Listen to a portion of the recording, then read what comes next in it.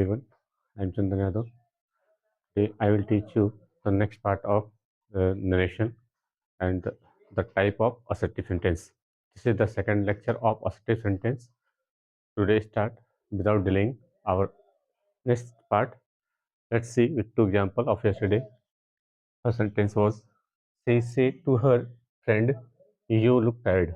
ये पहला एग्जाम्पल था जो हमने उस दिन दिए थे. She said to her friend, "You look tired." उसने अपने फ्रेंड से कहा कि तुम टायर्ड दिखते हो ना, तुम थके हुए दिखते हो. ये इसका मीनिंग था. अब हमें सेंटेंस के हिसाब से जो मैंने आपको बताया थे चेंज कैसे करते हैं वहां से कर लेंगे. सेट टू को मैंने बताया था, लॉजिक भी दिया था कि सेट टू को टोल्ड में क्यों चेंज करते हैं. ठीक है, वही चेंज करेंगे तो हो जाएगा सी. सेट टू को चेंज करेंगे टोल्ड में. अब अपना जो ऑब्जेक्ट है हर फ्रेंड उसको लिखेंगे हर फ्रेंड. ठीक है, अब क्या करेंगे. अब हमने ये जो डबल इन्वर्टेड कॉमा है उसको हटाने के लिए क्या करेंगे, कंजक्शन दैट यूज करेंगे. इसके बाद जो अपना अगला सब्जेक्ट है, यहाँ पे जो हमारा सब्जेक्ट है उसको चेंज कर लेंगे. ये यू है सेकंड पर्सन, और सेकंड पर्सन किसे चेंज करेंगे, ऑब्जेक्ट के साथ. ऑब्जेक्ट हमारा क्या है, फ्रेंड है ना. इस वर्ड का लिसनर यही है. तो हमें पता है कि ये फ्रेंड जो है हमारा लिसनर है, तो सेकंड पर्सन चेंज होगा ऑब्जेक्ट के साथ. ऑब्जेक्ट है हर फ्रेंड. और फ्रेंड के लिए क्या लिखेंगे, है ना. और फ्रेंड के लिए यहाँ पे क्या लिखेंगे, तो अगर आप चाहें तो सेकंड पर्सन ऑब्जेक्ट चेंज होगा तो ऑब्जेक्ट यहाँ पे लिखा हुआ she said to her friend, उसने अपने फ्रेंड से कहा था, है ना. तो क्या कहा था, अब सेकंड पर्सन ऑब्जेक्ट चेंज होगा. तो अब देखिए ये क्या है, ये लेडीज है, मतलब लड़की है, गर्ल्स है या क्या है, तो उसके हिसाब से हम चेंज कर लेंगे, है ना. तो सेकंड पर्सन चेंज होगा ऑब्जेक्ट के साथ हर फ्रेंड है, और फ्रेंड्स के लिए क्या लिखेंगे, सी लिखेंगे. ठीक है. और हो सकता है देखिए अगर ये फ्रेंड हो सकता है लड़का भी हो लड़की भी हो, तो यहाँ पे ही या सी दोनों में से हम कोई कर सकते हैं. तो सी, लेकिन ये देखिए ये बात इसने अपने लिए कहा था ना, इसने बात इसके लिए कहा था. तो सी, अब यहाँ पे लुक लिखा हुआ है, प्रेजेंट का इंडेफिनिट टेंस है, प्रेजेंट इंडेफिनिट चेंज हो जाएगा पास्ट का इंडेफिनिट में. तो सी लुक्ड और टायर्ड. ठीक है, फुल स्टॉप लगा देंगे. तो ये था, तो सेकंड पर्सन चेंज होगा ऑब्जेक्ट के साथ. तो ऑब्जेक्ट यहाँ फ्रेंड है, तो फ्रेंड के हिसाब से हम यहाँ पे सी कर लेंगे. अब सेकंड सेंटेंस देखेंगे. He said to her mother, I have cooked the dinner. इसने अपनी मदर से कहा कि मैं खाना पका चुका हूँ. ठीक है, तो फिर से चेंज करते हैं. ही, सेड टू को चेंज करेंगे टोल्ड में. इसके बाद हर मदर, यहाँ पे टोल्ड के बाद कभी टू नहीं लगाएंगे ना, ध्यान रखिएगा. ये टोल्ड जो है ट्रांजिटिव वर्ब होती है, तो ही टोल्ड हर मदर हो जाएगा. अब क्या करेंगे, इन्वर्टेड कॉमा को हटाने के लिए कनेक्शन दैट का यूज करेंगे. यहाँ पर हो जाएगा दैट. ठीक है, अब अपना अगला काम स्टेप होना चाहिए. देखिए इस पार्ट में कहीं प्रोनाउन का चेंज नहीं करेंगे, क्योंकि जितने भी वर्ब होंगी हम कर उसी को चेंज करेंगे. अब यहाँ पे डबल इन्वर्टेड कॉमा है, इसको हटाने के लिए क्या लगाएंगे, दैट का यूज करते हैं. अब यहाँ पे देखिए सब्जेक्ट क्या है, आई है. आई और भी फर्स्ट पर्सन, और फर्स्ट पर्सन किससे चेंज होंगे, सब्जेक्ट के अकॉर्डिंग. अब सब्जेक्ट कौन है हमारा, ही. तो हम यहाँ पे ही के लिए प्रोनाउन क्या लिखेंगे, ही रखेंगे, क्योंकि ही का सब्जेक्टिव केस ही होता है. अब यहाँ पे टेस्ट का चेंज कर लेंगे. हैज को प्रेजेंट बोलते हैं और वर्ब के थर्ड फॉर्म को परफेक्ट. प्रेजेंट परफेक्ट है, चेंज हो जाएगा पास्ट के परफेक्ट में. और हेल्पिंग वर्ब क्या हो जाएगी, पास्ट परफेक्ट की हैड हो जाएगी, प्लस वर्ब की थर्ड फॉर्म हो जाएगी, हो जाएगा. अब जो द डिनर लिखा हुआ है इसको लिख देंगे. ठीक है, बस फुल स्टॉप कर देंगे. अभी हमारा सेंटेंस क्लियर हो जाएगा. अब आइए शुरू करते हैं. ये था आपके दो एग्जाम्पल. अब यहाँ पे अपना असर्टिव पार्ट जो है वो चलेगा, जिसके हम सेकंड पार्ट में डील करेंगे. अब क्वेश्चन क्या है, Arun said to me I am alone. यहाँ तक तो हमने देखा था कि हेल्पिंग वर्ब को कैसे कैसे चेंज करते हैं. अब यहाँ पे देखिए क्या लिखा हुआ है कि अरुण ने मुझसे कहा कि मैं अकेला हूँ. अब यहाँ पे कोई एक्शन नहीं हो रहा, कोई काम नहीं हो रहा है, तो फिर इस केस में क्या चेंज कर लेंगे. तो फिर से अपना वही काम पहले इस पार्ट में करेंगे. अरुण, सेट टू को चेंज करेंगे टोल्ड में, और जो अपना ऑब्जेक्ट है मी, तो मी रखेंगे. ये डबल इन्वर्टेड कॉमा घटाएंगे, क्या करेंगे, दैट लगाएंगे. अब यहाँ पे देखिए जो हमारा सब्जेक्ट आई है, आई और भी फर्स्ट पर्सन चेंज होंगे सब्जेक्ट के अकॉर्डिंग. सब्जेक्ट क्या है, अरुण. तो अरुण लड़का है, तो इसके लिए प्रोनाउन क्या लगाएंगे, ही. ठीक है. अब यहाँ पे तो कोई काम हो नहीं रहा है, कह रहा है कि मैं अकेला हूँ.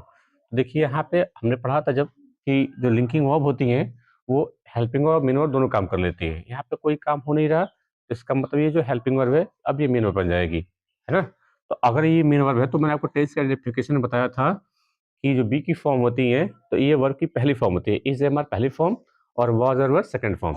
और वर्ब की पहली फॉर्म को कौन सा टेंस बोलते हैं? प्रेजेंट इंडेफिनिट बोलते हैं। तो यहाँ ये प्रेजेंट का इंडेफिनिट टेंस है और चेंज होगा किसमें? पास्ट के इंडेफिनिट में। हेल्पिंग वर्ब क्या हो जाएगी? अब देखिए जब ये बी की फॉर्म में रहा होगा तो टेंस उसी में चले जाएंगे, है ना? जब बी की फॉर्म में जिस टेंस में चेंज हुआ है, जिस टेंस में है बी की फॉर्म में है तो टेंस भी उसी में चेंज होगा, है ना? तो बी की फॉर्म में अगर हम जाएंगे तो सेकंड फॉर्म क्या होती है? वाज और वर। तो ही के लिए क्या लगाएंगे? वॉज। He was. अब एलोन है तो एलोन लिख देंगे, ठीक है? लास्ट में फुल स्टॉप पुट कर देंगे। ये मतलब ध्यान रखेंगे कि यहाँ पे जो बी की फॉर्म है तो जब और इसको हम चेंज करते हैं तो करेक्ट मतलब इसको चेंज भी हम बी की फॉर्म में ही करेंगे और बी की फॉर्म में अब जाएंगे तो सेकंड फॉर्म वाज और वर होती है, ठीक है? चलिए अगला क्वेश्चन देखिए। The child said to the man. लड़के ने मैन से कहा। क्या कहा? I had no help from you yesterday. लड़के ने मैन से कहा कि मुझे कोई हेल्प नहीं मिली कल तुमसे। ये बात लिखा हुआ है, ठीक है? फिर से अपना काम इस पार्ट में कोई चेंज नहीं करेंगे, केवल सेट टू कोड टोल्ड में चेंज कर देंगे। ध्यान रखिएगा ये कॉन्सेप्ट आपके लिए काफ़ी बेहतर होंगे आपके एग्जाम के लिए, क्योंकि 4 नंबर आपको वर्ड में इस हालांकि क्वेश्चन इस तरीके से आएंगे नहीं, क्वेश्चन थोड़े से स्टोरी टाइप रहेंगे, लेकिन आपको चेंज ऐसे ही करने हैं। द चाइल्ड सेट टू को चेंज करेंगे टोल्ड में। इसके बाद जो ऑब्जेक्ट है द मैन वो मैन रखेंगे। अब क्या करेंगे? डबल इन्वर्टेड कॉमा को हटाने के लिए कंजक्शन दैट का यूज करते हैं। तो दैट यहाँ पे कंजक्शन करेंगे। अब हमारा जो इसके बाद यहाँ तक में आप कोई चेंज नहीं करेंगे, केवल ऑब्जेक्ट को चेंज कर लेंगे, मतलब सॉरी केवल जो मेन वर्ब होंगी उनको चेंज कर देंगे। अब हमारा काम क्या है कि यहाँ का जो सब्जेक्ट होगा हमें यही देखना है कि कौन सा पर्सन है। आई और we first person, second person you, और बाकी जो रेस्ट बचते हैं प्रोनाउन वो सभी थर्ड पर्सन में आ जाएंगे, और जो नाम होते हैं प्रॉपर प्रोनाउन वो भी थर्ड पर्सन में ही आएंगे। तो आई और वी यहाँ पहले लिखा हुआ है, चेंज होगा फर्स्ट पर्सन के साथ और फर्स्ट पर्सन के साथ। और यहाँ पे फर्स्ट पर्सन क्या है, मतलब फर्स्ट पर्सन चेंज होगा सब्जेक्ट के साथ। सब्जेक्ट क्या है? चाइल्ड। अब चाइल्ड के लिए देखिए हमें क्या लिखना है। चाइल्ड में ध्यान रखिएगा जब भी चाइल्ड लिखा रहेगा तो इसमें जेंडर क्लियर नहीं होते हैं, है ना? कि लड़का है या लड़की है। जब छोटे बच्चे आप देखेंगे तो छोटे बच्चे रहते हैं, कभी कभी उनको छोटे छोटे बच्चे बच्चे होते हैं, उनको लड़कियों का भी कपड़ा पहना दिया जाता है और उनकी चोटी बांधी जाती है ना? तो लगता है कि लड़का है लड़की समझ में नहीं आता, ठीक है? तो ध्यान रखिएगा जब भी चाइल्ड प्रोनाउन दिख जाए, सॉरी चाइल्ड नाउन आपको दिख जाए तो उसका जेंडर कभी क्लियर नहीं होते। तो उस केस में क्या करेंगे? उनको सब्जेक्ट लिखने के लिए इट प्रोनाउन का हम यूज करते हैं, ठीक है ना? ध्यान रखिएगा क्या करेंगे, कभी भी चाइल्ड अगर नाउन लिखा जाए तो हमें पता रहना चाहिए कि चाइल्ड में जेंडर क्लियर नहीं होते, है ना? कि लड़का है लड़की है, तो उस केस में हम इट प्रोनाउन का यूज कर लेते हैं। अगर आपको नहीं समझ में आया तो आप यहाँ पे ही भी लिख सकते हो, कोई दिक्कत नहीं है ना?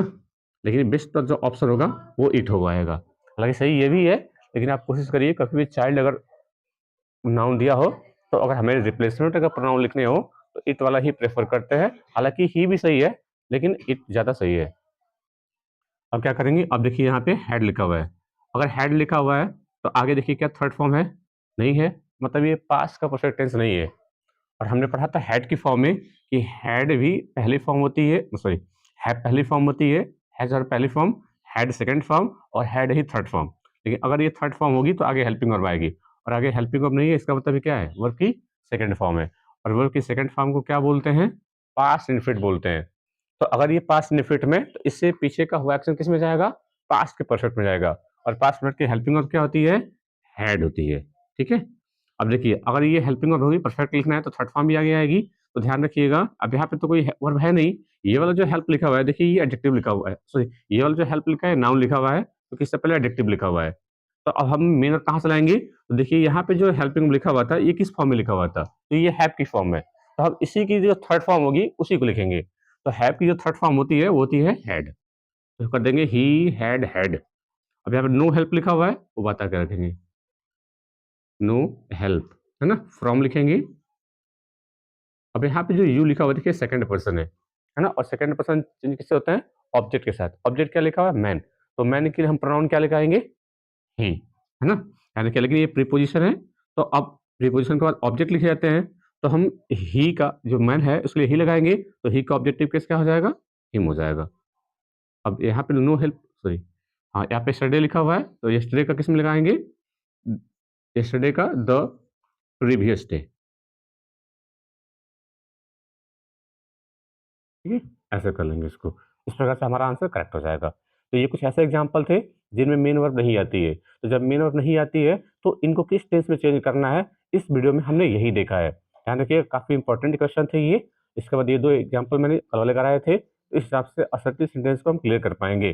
बाकी कुछ और भी टाइप आएँगे असर्टिव के और हम देखेंगे नेक्स्ट वीडियो में। फिलहाल के लिए आपके लिए ये 2 होमवर्क इसी बेस के ऊपर है। आप इनको करिए जिससे आपकी ग्रामेटिकल चीज़ें कंप्लीट हो पाए। एग्ज़ाम में यही सब सारे स्ट्रक्चर आपको हेल्प करेंगे। चलिए तो आज के लिए बस इतना ही। उम्मीद है कि सेशन अच्छा लगा होगा।